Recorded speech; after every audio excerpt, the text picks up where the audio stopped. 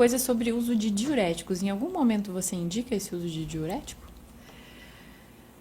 Diuréticos, depende se tiver indicação por alguma outra coisa, mas não específico para o lipedema. Tem suplementos que têm ação diurética e nós podemos associar, né? Mesmo que também não tenha o benefício tão comprovado.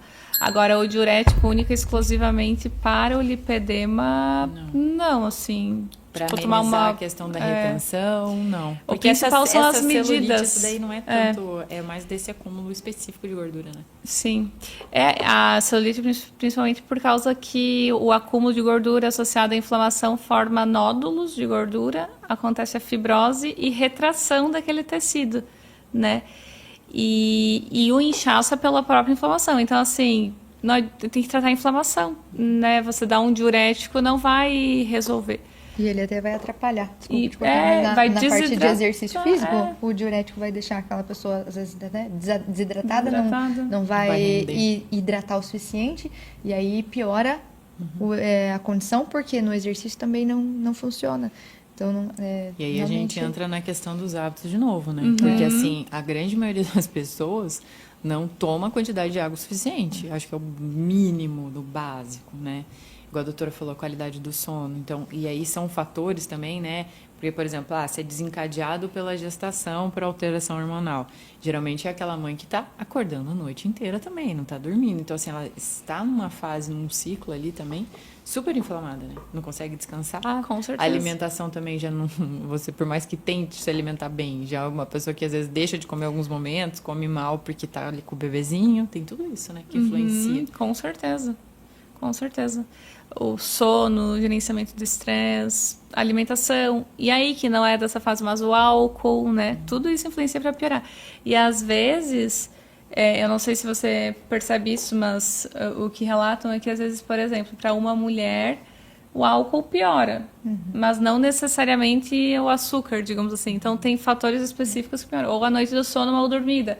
Para algumas piora, para outras não, né? Bem então, é muito individual. Tem que ter autoconhecimento para entender o que piora os sinais e sintomas, porque é uma doença crônica, então... Né? E aí, o que acontece, né? Que aí entra naquela questão que a gente falou antes de não generalizar um protocolo específico para todo mundo. Por exemplo, todo mundo tem que tirar açúcar, todo mundo tem que tirar glúten, todo mundo tem que tirar lactose. Não é bem assim, né?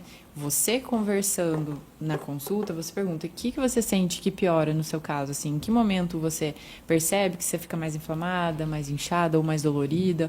Por que às vezes tem meses que eu passo sem ficar roxa, né? E tem meses que parece que aquilo ali piora. O que aconteceu?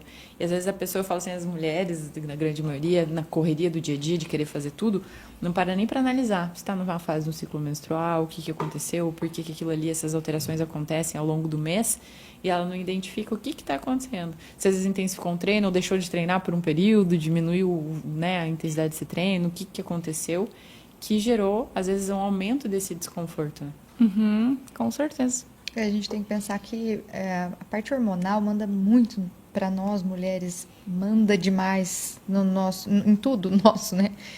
Infelizmente, ou felizmente, essa parte é muito pesada para nós, porque qualquer alteração hormonal pode gerar uma alteração também para nós, né? Um resultado, às vezes, não muito agradável. Se tratando de lipedema, a gente sabe que essas alterações de sono, né, o controle e o gerenciamento de estresse, eu acho que são um dos pilares essenciais, assim, controle e gerenciamento de estresse, o exercício físico, que entra já nesse controle também, a parte de alimentação, entrando ali na questão de desinflamação, mas tudo isso, se alterado, gera também uma alteração hormonal. E por mais sutil que seja, gera um impacto para nós. E aí, para nós que, né, portamos o lipedema ali, fica ainda mais sério, né? Os sintomas ficam mais agravados.